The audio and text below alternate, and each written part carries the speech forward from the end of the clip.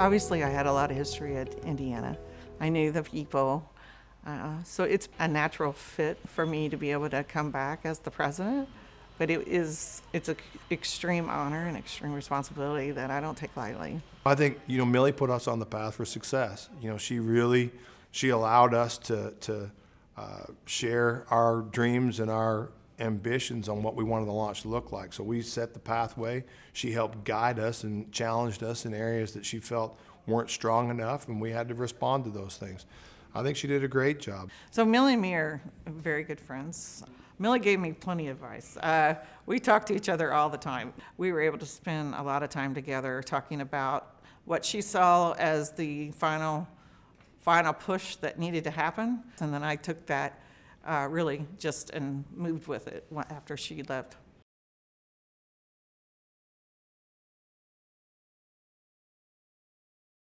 We brought different skill sets from plastic shop, paint shop, so other NAMCs with different skill sets came to Indiana to really support each shop for that final preparation. Yeah, there were some times there when we were looking at it going, wow, this is a huge hill to climb, and I don't know if we're going to make it. But I think what was really cool was just how every time we would call for help, somebody would show up, whether it be people from the other plants, whether it be Canada, whether it be Texas, Kentucky, Mississippi. There was probably well over 200 people that were brought in from all over the world. We brought in engineers, we brought in maintenance folks, we brought in production team members and team leaders, to help out with some of the changeover activity and some of the training that we had to do.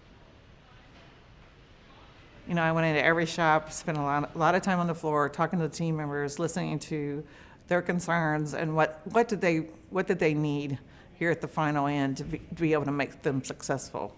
And through just listening and spending, hours and hours on the floor, I could understand how far they'd come, but what we needed to really just get to the final point.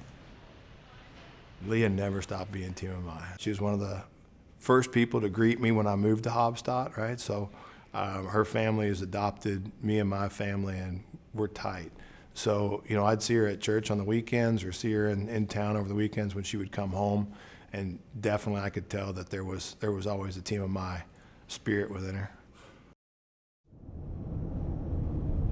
I'm from right here in Hobstadt, Indiana, born and raised. So where Hobstadt's located is basically about 10 miles south of the plant. Really, it takes me 10 minutes to get to work. So growing up in this area, everybody knew everybody. Yeah, we would go out, ride our bikes all day long, come back for lunch. My dad started a restaurant here in Hobstadt named Hobbs Steakhouse back in 1973. I first started working there when I was like third grade, washing dishes by hands. All my kids worked there. All 4 of them have worked there. My dad passed away, it'll be 3 years this April.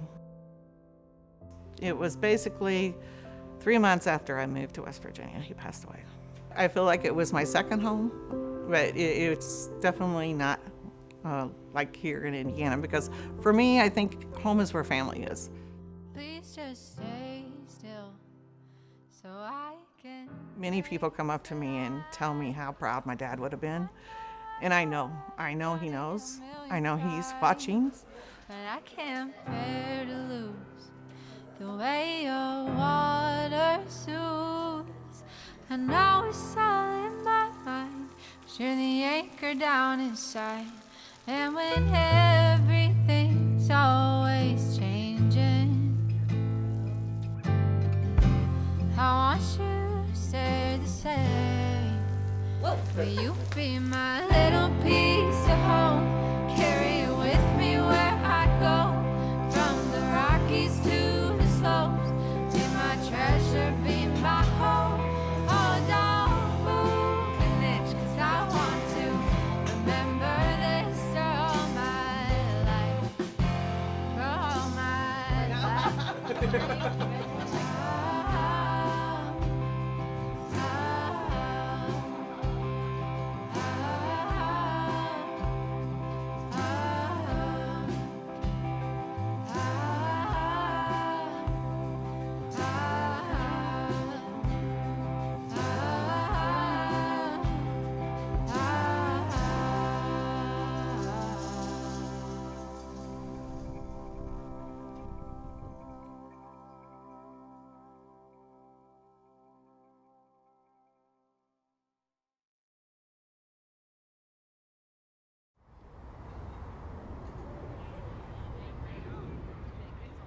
It's just a real honor for us to know that as Toyota gets stronger, Indiana gets stronger. As Indiana gets stronger, Toyota gets stronger. And that is a real source of pride for Hoosiers of all stripes. Nothing gives me more pleasure than to come to one of our plants and launch a new vehicle, because you see the culmination of all the hard work and effort of each team member coming together to make a great vehicle like this Highlander. A lot goes into building a great vehicle, but we didn't just put in a lot of effort.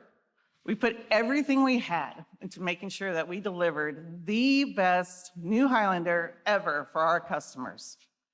Over the past several years, the Indiana team put tens of thousands of hours into bringing this product to life.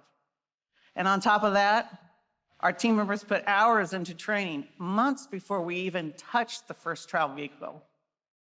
All that work, all the new investments were done for one reason: our customers. You see today, it's more than just a vehicle. It's about what a vehicle can do. $1.3 billion investment in this plant in the last 2 years. More than 7,000 jobs that will be here years from now. And $1 million program we believe will be transformative for our community and for generations to come. This is what a vehicle can do.